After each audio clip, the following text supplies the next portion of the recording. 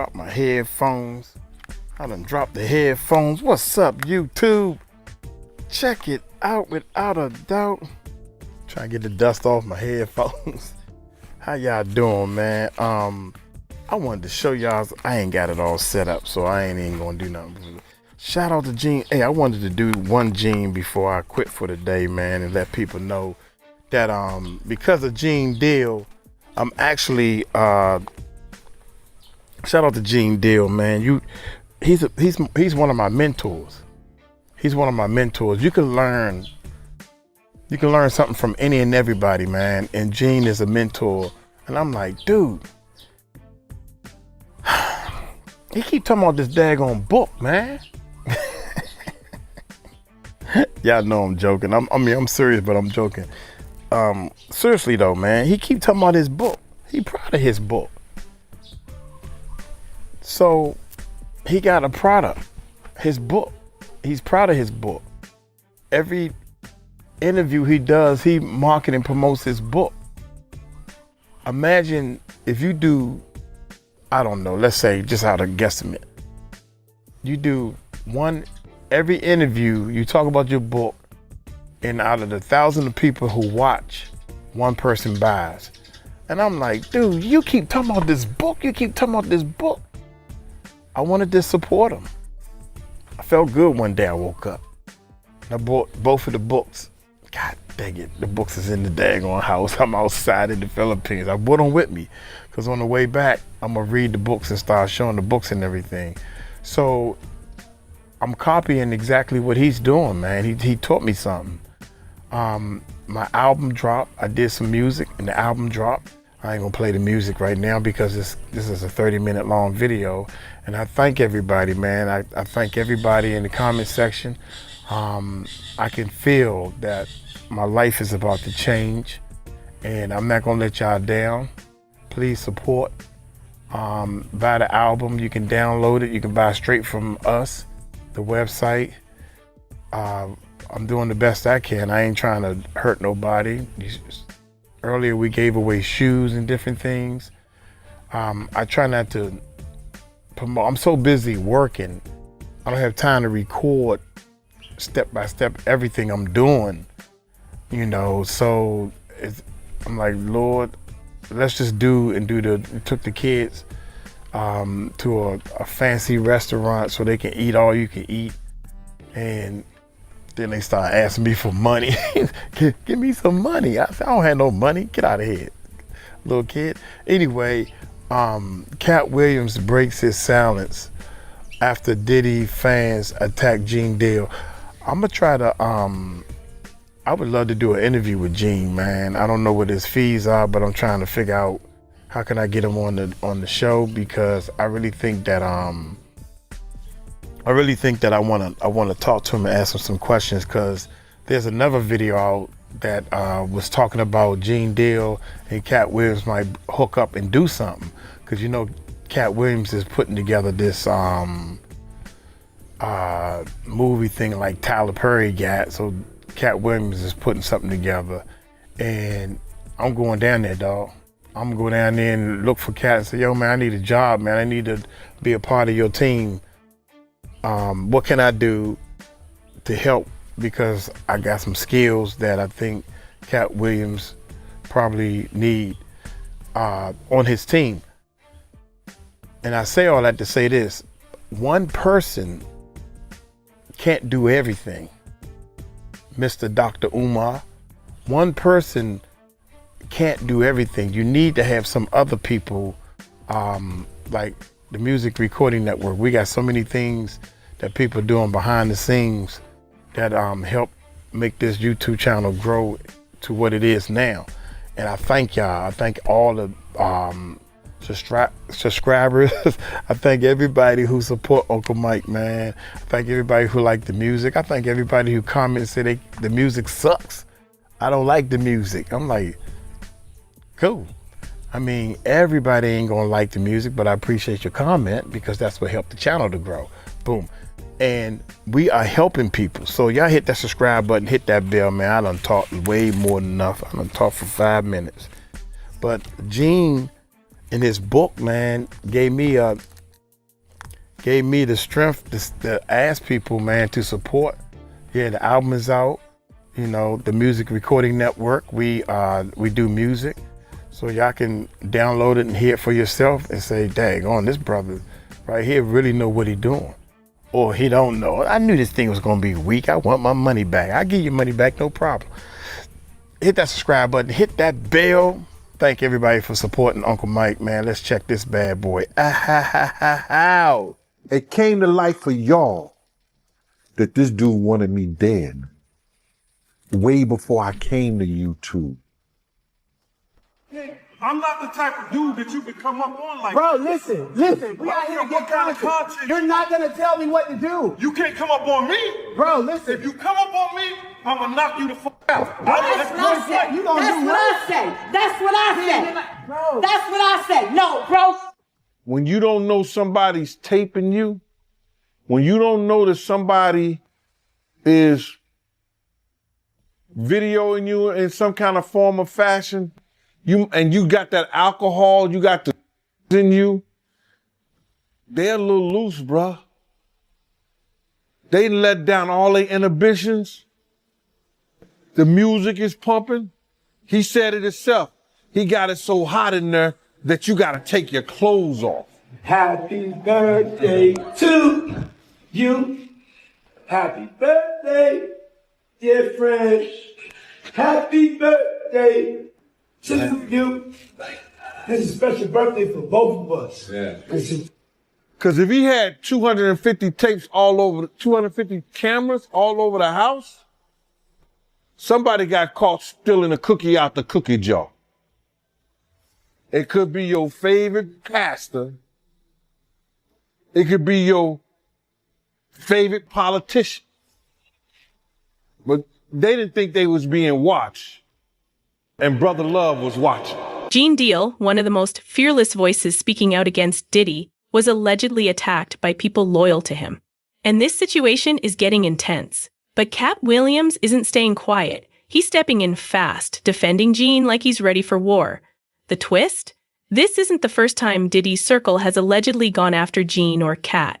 It's starting to look like a pattern, and now word is that Gene is being targeted again. So what's really going on? Why do the people who speak up always seem to end up in danger? Things are heating up, and this might just be the beginning of something much bigger. What did I do? What did you do to him first inside the courtroom? Lady. What did you do to Mr. Gene Deal inside the courtroom right before my eyes? And why did I have to get in your face like this and tell you to step back from him? Why did I have to stand in front of Mr. Deal behind me and tell you to back up off of him? Because it was two men handling business. And then what happened? But what happened? That's for me to know. But what did you do? So why are you not telling the truth? My name is Candor. I'm transparent. I'm true. C-A-N-D-O-R. With you, sweetheart. I can't. But you didn't have the same energy with him when he came outside either. When he came outside, he left. Man, get out of here. He left. He left, yo. What are you talking about? What he look like telling somebody to whoop my ass? He didn't tell him that. He wanted me in the dirt and was trying to rock me to sleep. He knew where I was at. If they really wanted him, all they had to do was review those civil lawsuits. And once they find the criminal activity in those, they could bring them in. Now, did the Federal Bureau of Investigation in Miami do it? No, they didn't. Did California do it? No, they did not. The Southern District of New York, they took it upon themselves and put on that raid and everything based on the information they found in Cassie lawsuit and the information they found in Little Rod lawsuit. But all this is bigger than Diddy. It's bigger than Diddy, bro. Cause you know who else they was doing investigation on during that whole time period? It was the mayor and the politicians in New York City. They turn around and give him the key to the city. All the mayor people that he brought on here in New York City are all resigning. They all resigning. People ain't gonna tie this together, but if you look at it, you have to say, because of Mayor Adams and his relationship with Diddy, it brought on the Southern District of New York to start investigating Diddy on civil lawsuits that was put against him. Roger Bonds, Diddy's ex-security guard, alleged that Diddy told his men to target Gene Deal and ambush him any place they spotted him. And that's not just chatter. Gene Deal himself has verified it. In a recent video, he confessed that he's been moving carefully and avoiding particular locations because he fears his life is in danger. Diddy dispatched street men after Gene and urged them to give him a beating wherever they saw him. It came to light for y'all that this dude wanted me dead way before I came to YouTube. Because I was having meetings with serious dudes in the street.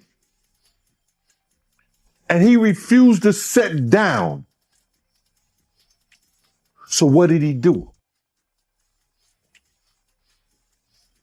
He tell his security team. He didn't tell the NYPD officers. He didn't tell the Department of Correction officers. He didn't tell none of the parole officers or anybody he had working for him that was officers. He told street dudes who had did dirt in the street. When y'all see Gene, y'all do him dirty. Y'all beat him up. He ain't tell him to beat me up. What I look like getting beat up? This is Jordan Tower with JT News. Make sure you smash that like. That was officers. He told street dudes who had did dirt in the street. When y'all see Gene, y'all do him dirty. Y'all beat him up. He ain't tell him to beat me up. What I look like getting beat up? What a grown man look like, somebody smacking him around, hitting him and all this shit like that. I ain't taking no ass whooping. I ain't took an ass whooping since the fucking doctor spanked me on my fucking ass. I ain't took an ass whooping since my mama and my daddy. When they stopped taking it, I guess I'm got amnesia. I don't know what an ass whooping look like or feel like. And that caught my attention. You said that Suge, he's the only one who knows who killed Tupac. Why you say that? Suge was there. Suge was there, and even though you in a hostile situation and you've been and guns is firing out, you're going to get that glance and that look at the individuals or the people in the car. Like Keefe D said, I spoke to Suge. We know each other from school. So in that time, as you speaking to somebody, you see who is in the car. You see who's in the car. If somebody got enough time to speak to you or say something to you and have a brief conversation, they got enough time to get a glance of who in that car. Now check this out. If they know each other and the windows is down and they spoke to each other, you don't think Suge don't know who did the shooting or who was in there? He said, I'll never say it. Because to him, he'll be a rat. As crazy as it already sounds, the truth might actually be way worse. This isn't just about Diddy trying to hurt Gene. This feels like a power move. Diddy's trying to send a message. He wants people in the streets to fear him, and targeting Gene? That's his way of showing what happens when you speak out. But here's the thing, Gene's not rattled. Not even a little. He's not running. He's not staying quiet. He's standing tall and making it known. He's not the kind of guy who lets someone like Diddy do whatever he wants without a fight. If Diddy's looking for smoke, Gene's not just ready. He's already swinging. And the way things are heating up, this is far from over. He said, yo, you got questions to answer. And for who? I said, if you want me to answer questions, do interview. I got a booking number, then you do interview. I answer any of your questions. I ain't got no problem of answering anything that you want to know. All you got to do is pay my fee and I'll be there. He said, well, you ain't gonna tell me how to get the contact. And as soon as he said that, and he came like he was coming close to me, I took it back to 92. Wu-Tang. Protect your neck. And that's all I'm gonna say. I took it back to that. I took it back to 1992 Wu-Tang. Protect your neck. And he know what I'm talking about. Then when I did that, then next thing you know, a girl came, the guard started coming and stuff like that. And he told the guard, yo, watch the camera. He hit me. That's what he said to the guard. So one guard was like this. One guard got in front of me and I moved. He said, yo, Gene. He said, yo, Gene, cause he know me. He said, yo, Gene, you could just knock me down, bro. Just take a couple of days and get up out of here. And so I was leaving. So he ran and got his camera. And then somebody called my name. He called my name like that. I turned around and I just said to him, I said, yo, bro, I'm not that dude that you could just run up on. I'm not that dude that you could say whatever you want to say. I'm a grown man. You understand? I'm not that dude that you could say whatever you want to say to. Because if you run up on me, I'm going to knock you the F out. And that's how that went, bro. And there's nothing I'm proud of. You understand? But you don't talk to grown men. I don't care what kind of YouTube show you got. I don't care what kind of, you want to go viral, you want to do this and you want to do that. You conduct yourself as a gentleman. You want to call yourself a reporter. You don't see all the reporters who went to school. You don't see all the reporters who got their degrees, who got, who worked up the ladder to become who they are, yelling and screaming and cursing and saying all kind of crazy shit to people. You don't see that. But if that's what you choose to do, you choose to do that, bro.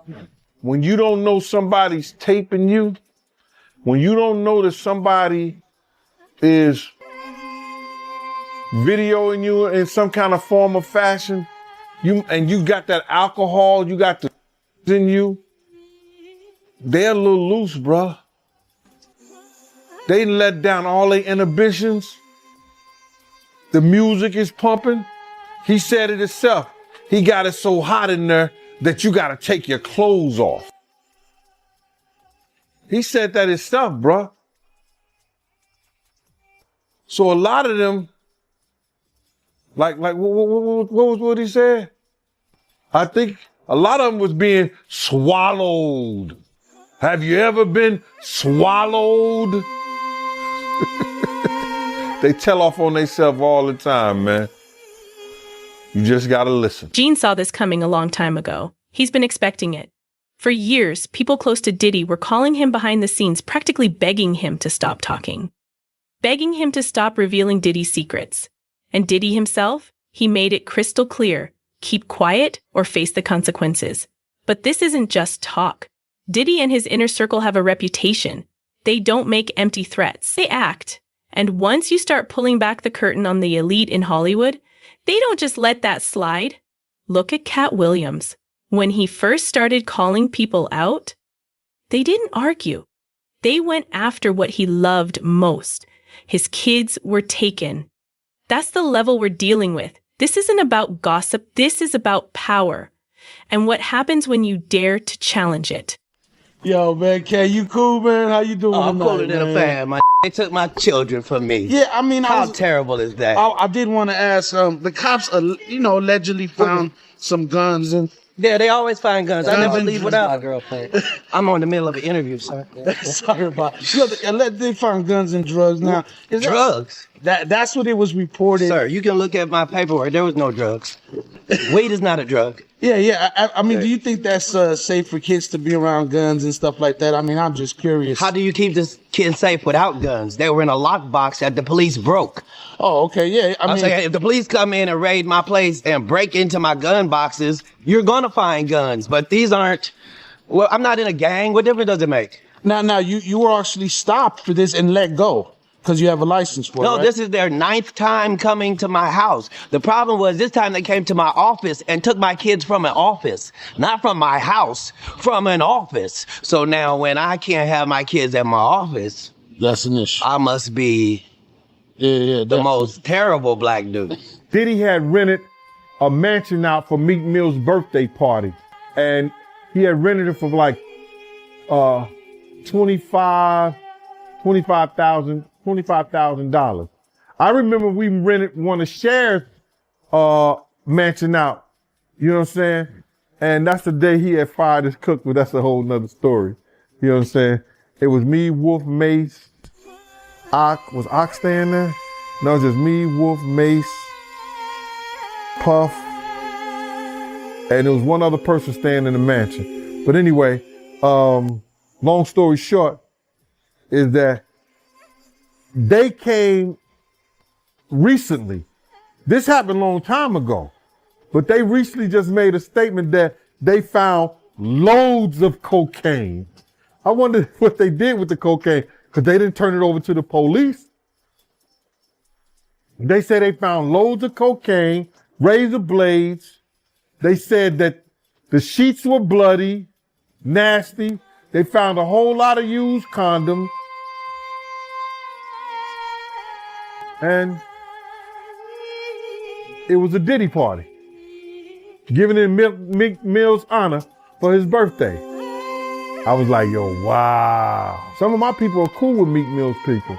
Meek Mill was a young guy, and Diddy was an influencer, and he may have influenced a lot of things that Meek Mill got caught up in the game in. Brother, I don't know Meek Mill as a man. You understand? I know some of his people through my people who knows his people. If Meek Mills want to say no Diddy, if Meek Mills want to say no homo, I don't have a problem with Meek Mill doing that. Meek Mill's got to deal with what he got to deal with based on the relationship him and Puff had. Dressing alike, being cozy,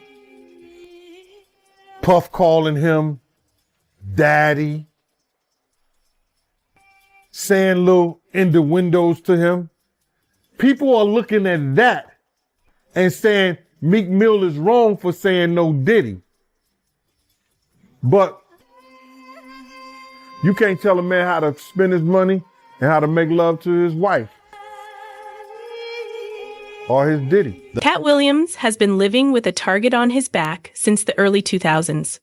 It got so serious, he wasn't just watching over his shoulder. He was sleeping in a Kevlar vest. That's how real the threats were. Not paranoia, survival. Cat was still wearing Kevlar to bed. To bed. I would get in bed with him at night and he would have Kevlar on. What? In bed. He say, yo, you got questions to answer. And for who? I said, if you want me to answer questions, do an interview. I got a booking number, then you do an interview. I answer any of your questions. I ain't got no problem of answering anything that you want to know.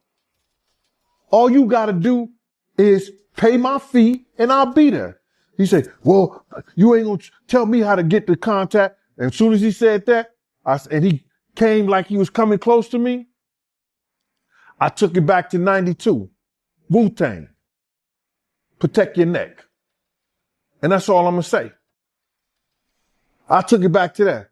I took it back to 1992 Wu-Tang. Protect your neck. And he know what I'm talking about.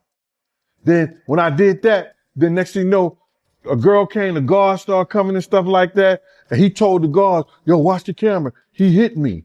That's what he said to the guard. So one guard was like this. One guard got in front of me and I moved. He said, yo, Gene. He said, yo, Gene, cause he know me. He said, yo, Gene, you could just knock me down, bro. Just take a couple of days and get up out of here. And so I was leaving. So he ran and got his camera and then somebody called my name. He called my name like that. I turned around and I just said to him, I said, yo, bro, I'm not that dude that you could just run up on. I'm not that dude that you could say whatever you want to say. I'm a grown man. You understand? I'm not that dude that you could say whatever you want to say to, because if you run up on me, I'm going to knock you the F out. And that's how that went, bro. And there's nothing I'm proud of.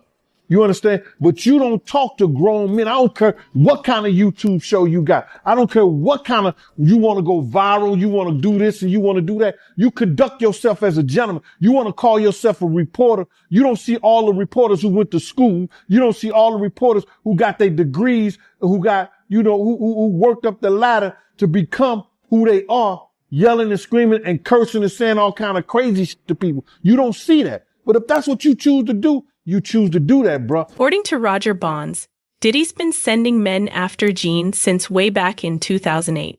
Long before the FBI ever showed up, Gene was already speaking out, exposing what he saw behind closed doors. He witnessed the dark side of Diddy's world, the manipulation, the hired actors, the way women were treated, and that's when everything changed. That's when Gene and Diddy parted ways. Diddy saw Gene as a threat, too observant, too honest, too dangerous. And from that moment on, Gene made it his mission to speak the truth. Every secret he uncovered, he brought into the light, and he hasn't stopped since. But he was like, yo, if y'all see Gene, I'm telling y'all, man, somebody better punch him in the face. Somebody better do something to him, man. He out here doing this, that, and we'd be like, all right. Okay, so when was this? Because was Gene doing interviews at this point? Yeah, we talking like 2008, 2009. Gene was spreading the word. Gene was always bad-mouthing Gene. Wait, hold on. Vlad TV started in 2008, 2009. YouTube was really early. No, he wasn't doing YouTube and stuff. He was going around talking a lot. And we all from Harlem. So he was just talking a lot of shit. And it's a small, Harlem is small. So what was Gene Deal saying during that time? What did you hear? He basically was talking about Puff and woman that was going on with him and Kim. Puff being gay, with him and Usher, shit like that. He was talking the same shit that he's talking now on a major scale. But he was spreading it around Harlem. Okay. So it was basically a thing where, yo, if y'all see that, man, I'm telling y'all better hear he got hands put on him, this, that, and the other. But we seen him. Deal, happy to have you back on the platform, man. October 3rd, man. We're going to find out if Diddy do time or not. But I do want to ask you, how you feel about this program that he enrolled into? Well, the programs that they put him in is because of he's getting close to release or he may be released. So the Bureau of Prisons for the federal government has to give him a program based on his crime that he committed. You know what I'm saying? He did commit a crime. He is going to jail for committing a crime, but the time is going to be based on his pre-sentence report. So now in the pre-sentence report that the probation officer, the federal probation officer do, they go by the history. If he had any criminal history, they go by the criminal history. They go by the history, the crime. They go by, what the victim statements and all that. And they do this report that they submit to the judge. And submitting that report to the judge, is going to have what they believe based on the guidelines of the prison system, the guidelines of the correctional, sets up, based on what the time he'll do based on the crime. Now, the crime, and let's get this straight, the crime that he committed, is based on the Mann Act. And that ranged anywhere from probably 22 to 54 months. Probably 22 to 54 months. According to Tissa, it didn't stop with Gene. She claims that another content creator, someone simply covering Diddy's case outside the courtroom, was allegedly assaulted by Diddy's own followers. And it gets worse. Tissa says she started receiving warnings herself. They told her Diddy was coming for her next, that he'd make her pay for speaking out. But here's the most disturbing part. The police were right there. They saw everything go down and did absolutely nothing. No one stepped in, no one stopped the attackers. It was as if they were told to look the other way. Dog will holler. A hit dog will holler. A hit dog will holler. So listen, let me just tell you something, right? Because this is an interesting point that Lovely T actually pointed out. All the people with money, power, influences, Diddy's equal. They refuse to come and support this man because they know something was wrong. But there are a million broke, dusty, desperate, bitch-ass men out here trying to bully women. They were gay spots. This dude said that he was in the steam room at LA Fitness. While at the steam room at LA Fitness, Diddy was sizing him up. and they was having a conversation, and Diddy tried to go down on him and give him a fellatio. Now, this is a Hollywood producer just came out and said this. So I thought he was probably having flashbacks that he was in one of the Turkish baths houses, but he was in LA Fitness, and the dude said I had to beat Diddy at. He had to beat Diddy off of him. Diddy about to get a charge in LA Fitness, bruh. That was crazy. The producer said, I think it was John or James Collins, something like that. He said that he had to beat Diddy off of him. He ran to the front desk to get the people to help him because he wanted to, I guess he wanted to do something, you know, like bring charges on and stuff like that. Diddy ran out, and they said he never had a membership. He just used to pay cash to come in all the time.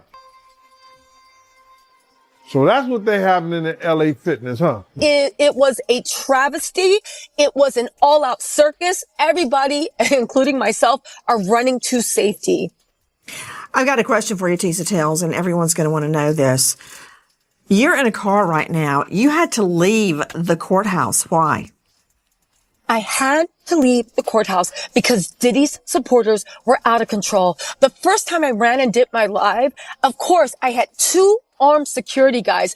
Everyone told me, the people in the courthouse is like, make sure you have security. There's a lot of weird stuff going on. It wasn't just me, but I'll tell you what I experienced. Diddy's supporters surrounding me, threatening me, saying that they were going to hurt me. It was a serious situation. It got so bad, and there was so much chaos and violence that they actually had to lock the courtroom down and force the Diddy supporters across the street. It was something myself, the news media, mainstream media, new media have never seen in their lives. The level, and again, the jurors, I hope to God they know how to sleep at night.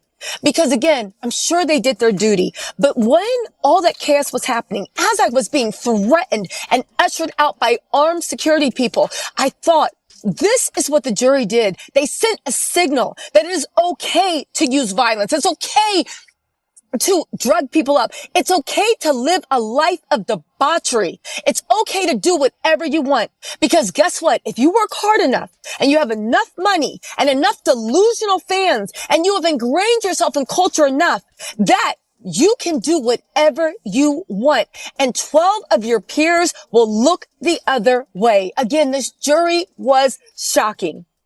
Tisa Tells, when you say that Sean Combs' supporters threatened you, what were they saying?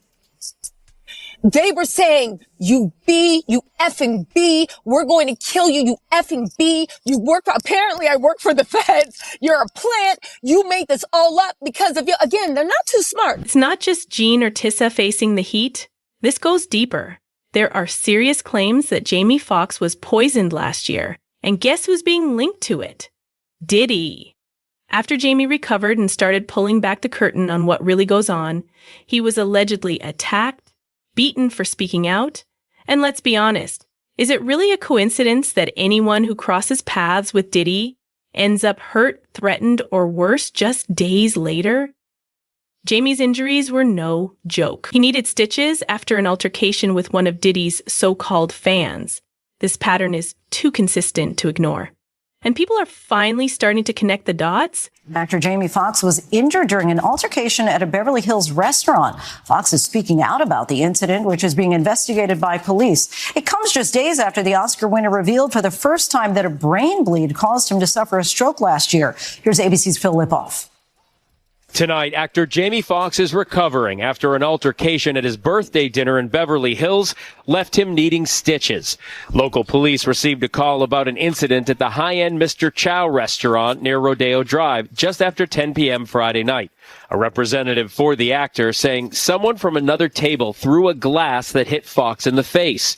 It's unclear whether Foxx was involved in the fight or merely a bystander. No arrests were made, but the investigation remains ongoing.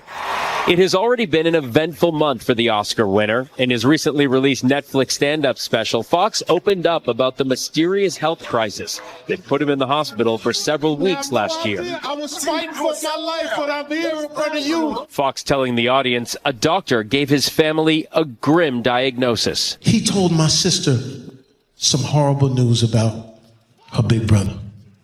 He said he's having a brain bleed that's led to a stroke. But now, the actor is proud he beat the odds. Said I couldn't walk, but look at me now. And Lindsay, Foxx appears to be keeping this positive attitude through this latest incident, writing on social media this morning, "The devil is busy, but I'm too blessed to be stressed." I'm gonna worry about how I know. There's a disturbing pattern here. Anyone who dares to expose Diddy ends up hurt. Or worse. Take Keefe D, for example. He's the man who allegedly pulled the trigger on Tupac, and he claims he did it under Diddy's orders. According to Keefe, Diddy paid $10 million 0 cents to have Tupac Shakur taken out. That bombshell put Diddy right in the crosshairs as a person of interest in the murder investigation. But the moment Keefe started naming names, things got ugly. Fast forward, he was suddenly attacked in jail under suspicious circumstances. And people are asking the obvious question, was that just random? Or was someone sending a message? Because from where we're standing, every time someone speaks out against Diddy, something bad follows. We have an update now on Dwayne Keefe D. Davis. He's charged in the murder of Tupac Shakur. Davis was in court again this morning after a fight with another inmate. Fox 5's Mike Allen walks us through what happened. Dwayne Davis is answering for a jailhouse brawl. Here's what court records show, along with images from surveillance video released by Las Vegas Justice Court. On December 23rd, Davis was being escorted back into his cell when another inmate, Rockland Hamilton, who's also facing a charge, is standing to the right by a sink in this room. Hamilton walked over to Davis and squared up, looking ready to fight. They started throwing punches and grappling, and the officer escorting Davis called for backup, gave verbal commands too for the inmates to stop fighting. Did he try to silence you or tried to get you to stop talking about him? This is relayed to me by Kirk Burrows. This guy is like this with Diddy. You seen him on Drink Champs with him. You see him walking the streets in Miami with him, the whole 9 yards. So I'm saying to him, what does he want to talk to me for? He ain't got enough to say. He ain't got nothing to say to me. He said, yo, Gene, he said enough is enough. You know what I'm saying? Enough is enough to what? And I told Kirk Burrows, I said, yo, if he wanted, I said, he don't want to talk to me for himself. He wanted to talk to me for Diddy. And I ain't got nothing to say to him. He ain't said enough is enough to. Another name stepping into the spotlight is Big Homie CC, a well-known security expert in the industry. And his claims? They're chilling. He says that ever since he started speaking out against Diddy, he's been poisoned not once, but 3 separate times. In an explosive interview on Piers Morgan Uncensored, Big Homie CC didn't hold back. He talked about how Diddy goes out of his way to silence anyone who dares to criticize him. He even brought up Kim Porter's death, saying it's no coincidence she died of pneumonia after distancing herself from Diddy and for speaking his truth. Big Homie CC says he's received threats, just like the others. There's something dark happening behind the scenes, and every time someone tries to pull the curtain back, they get hit with silence, fear, or something far worse. And this sounds familiar. You know, along this path, I've been poisoned 3 times. My toxicology report showed cyanide. And, you know, cyanide metabolizes into pneumonia in your body. So I've had pneumonia on 3 occasions. You know, and these problems didn't start for me until I started to speak out about people like this. You know, it's been a hard time to line up this interview because the last time I was scheduled to be in this interview, randomly, our car gets hit from the side by a blacked out vehicle. No license plate. That's happened 3 times this month so far. Really? Somebody didn't want me to do this interview. Yeah, somebody didn't want me to do this interview. You know, I'm somebody where I've had FBI come to my house before and tell me they found a threat against my life. So, you know, I'm well versed in this world. But, you know, I got round the clock security. One of them was sitting right here with me right now. This is a dangerous game people are playing, and it's a good feeling for me to see the justice system prevail. And some people deserve retribution. You clearly feel that Sean Combs over the years has made people disappear. Right. Well, Pierce, let me ask you a question. From your journalistic perspective, have you ever noticed how in this industry, people untimely meet their demise as soon as somebody else seems like they're having a problem? Have you ever seen that before? Well, there was, of course, the case of one of his other ex-girlfriends, Kim Porter, who died of pneumonia at a very young age. You just referenced your own situation with pneumonia that you believe was deliberate poisoning. Do you believe that may be what happened to her? Why are so many people coming down with pneumonia? Why is that happening to everybody? What is that about? Where have you ever seen this many cases of pneumonia associated with one situation? So, you know. There were rumors. I'm not saying. Well, I was going to mention on this that there have been rumors circulating online that Diddy may have poisoned Jamie Foxx, which caused his 2023 hospitalization. In his Netflix show, he compared Combs to the devil in revealing his near-death experience after a brain bleed and stroke. He said, I say this all the time. I saw the tunnel. I didn't see the light. It was hot in that tunnel. Have I gone to the wrong place? I looked at the end of the tunnel and I thought I saw the devil saying, come on. Or was that Puffy? I walked in the studio and seen 2 powerful men doing things that was uncomfortable to my eyes. And that's it. So you can take that how you want it. There you have it. My daddy told me to say that. My daddy said, make sure you let it be known that my pa, free my daddy. He said, you make sure you let it be known if you seen something uncomfortable with your eyes, you dig? That man left you down bad. You got shot. I got fucking shot. I went through a lot. I couldn't even feed my family. Yeah, fucking right, that nigga gay. Uncomfortable with my eyes. Fucking right. Yes, he's gay. Okay, but I don't think someone being gay is bad. And that's the thing. I don't think someone being gay is like a curse. If that's their preference, you know, then say, bro, that's their preference. Now, you ask me, did he do anything left field? And that's why I gave the answer. Yes, I've seen things when I walked in the studio that was uncomfortable to my eyes with another powerful person in the music business. You know, and that's just that. What was your reaction and what was his reaction when you caught him? I opened the door. I seen what I seen and I hurried up and slammed the door. And ever since then, Round was treating me nice. That's how I was. Fuck, I couldn't get Lil Daddy, the Lil Daddy video. I couldn't get the Lil Daddy video shot for nothing. You heard me? I'm talking about for nothing. But after that happened, I went back home to New Orleans and we were shooting Lil Daddy. As a matter of fact, we shot Lil Daddy, my solo Lil Daddy, and we shot the remix with Wayne and Jody Breeze the same day. How you love that? Yeah. Threats? Intimidation? Cheap scare tactics? Diddy can throw everything he's got, but Gene isn't blinking.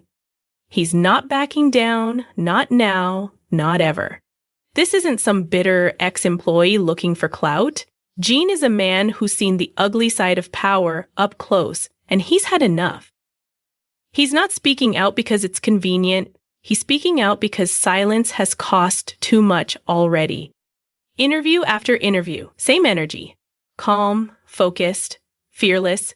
He makes it crystal clear he's not afraid of Diddy. Not of the machine behind him, not of the followers, the whispers, or the what-ifs. He's done playing it safe. The truth needs to be heard, no matter what it costs him. He kept quiet for years, watching, listening, collecting what most people never see. But now that the world is finally starting to pay attention, there's no more holding back. The floodgates are open, and Gene's not shutting them. Even when chaos broke out outside the courthouse, he didn't flinch. No panic, no second guessing. He called it out for what it was. A weak attempt to shake him. A cheap move to rattle his resolve. But here's the thing. Gene's not that guy anymore. That kind of noise doesn't work on him. Not now. Not ever. Y'all gotta know that Gene is the man. I don't care what anybody say. He said, man, you ain't gonna run up on me. Yeah, karma is a B. Karma is a B, man. Y'all let me know what y'all think, man. Gene got 2 books out. He doing his thing, man. I mean, he's relaxing and chilling, and I'm gonna do the same thing, man. Instead of putting out books, I'm putting out albums. I'm gonna put out, buy my album. Is you supporting Uncle Mike? You want to see a change in your life and you're changing the world? Yeah, buy the album, man. So this is how I'm living now, man. I gave up long time ago, man, trying to impress the world or trying to impress people. Just do you, man, and worry about him. I'm gonna get on up out of here, man. Y'all take it light, take it slow. Tell him Uncle Mike told you so. Peace out.